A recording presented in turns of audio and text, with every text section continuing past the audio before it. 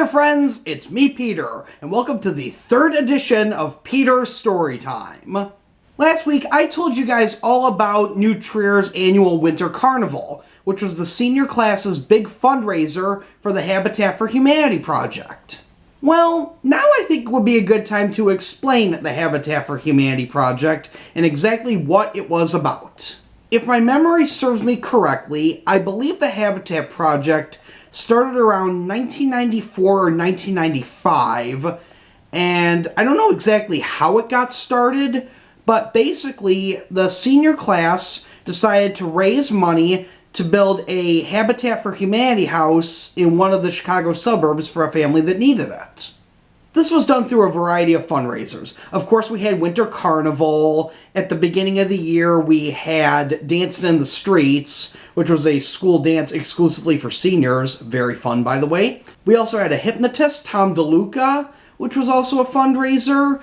And I want to say the talent show, which was introduced when I was a senior, was also another fundraiser. I didn't go to the talent show, so I don't remember.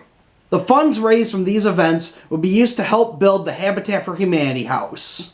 And when I was a senior, the family we built the house for, I want to say lived in Waukegan. I can't really remember 100%. But us New Trier seniors didn't just raise money for the project. No. We actually put our money where our mouths were.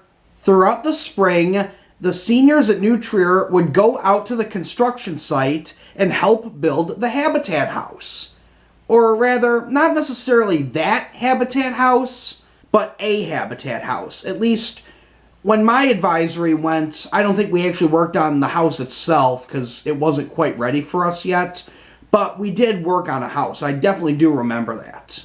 Every senior advisory did this, and I want to say mine went in either March or April. I can't remember exactly when it happened. I do know it was in the spring, though. When we went to the scene, we met up with the project manager, who kind of told us what we were going to be doing that day, what we were going to be helping out with, and things of that nature. I don't remember too much from that day, but I distinctly remember our advisory had to help carry a bunch of wooden planks from a storage area out to where all the construction was happening. And I remember at one point I was helping carry this huge wooden structure, and I felt it on my head, and I actually was worried I might have broken a bone in my head. Apparently I didn't, because I felt fine. At least I don't think I did. I may have. I hope I didn't. Oh dear, is that why I'm so weird? Nah, I was fine. I want to say at one point we also had to help hammer some nails, but I don't really remember that 100%. And I think we also had to help move bags of concrete to where they were constructing the house, but again, I don't really remember. How sad is that we spent the whole day there and I barely remember any of it. But there is something I do remember that was very, very amusing. We had some downtime and there wasn't much going on, so the project manager showed one of the skid loaders to us. And he asked any of the guys if they were interested in getting in the skid loader, and he would show us how to operate it. So the guy asked if anyone's interested in sitting in the actual skid loader. And most of us were like, nah, we don't wanna. We were kind of nervous. We didn't want anything to happen. Well, Will, one of the guys in our advisory, says, yeah, I'll go ahead and do it. So the guy shows him where in the cab to sit. So Will sits in the cab. Meanwhile, he stands on the front of the skid loader where the bucket is. He's got his 2 feet separated, and he's got his hands on it too. He's telling Will, what the different tools and levers do. Will's trying to get the skid loader to move, and it's not working for some reason. Hang on, okay, I gotta regain my composure for a second. Hang on.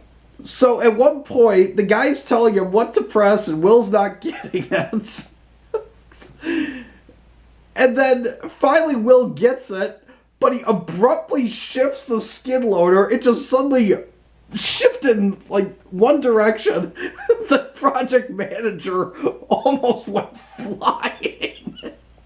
He's holding on for dear life to where the bucket is, and we're all like, whoa.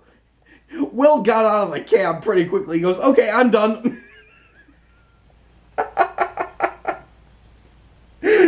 Oh, man.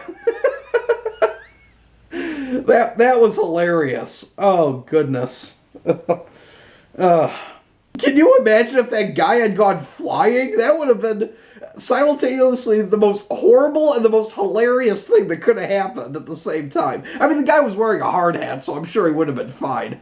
I hope. All joking aside, all of us in the advisory had a great time going out to Waukegan and helping to build the Habitat House, because we knew we were helping to raise money for this family that was in need. And I don't remember the family's name. I do know it was a husband, wife, and I want to say 2 to 3 children. I don't know exactly how many kids they had. I do know they had children.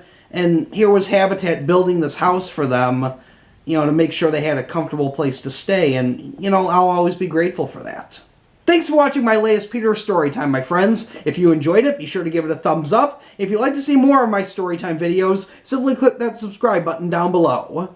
And tune in next week when I do a taste test of a Christmas gift that I received. Yes, you heard right. I got something edible for Christmas. What is it? Well, you'll see next week. Until then, this is Peter saying see you later.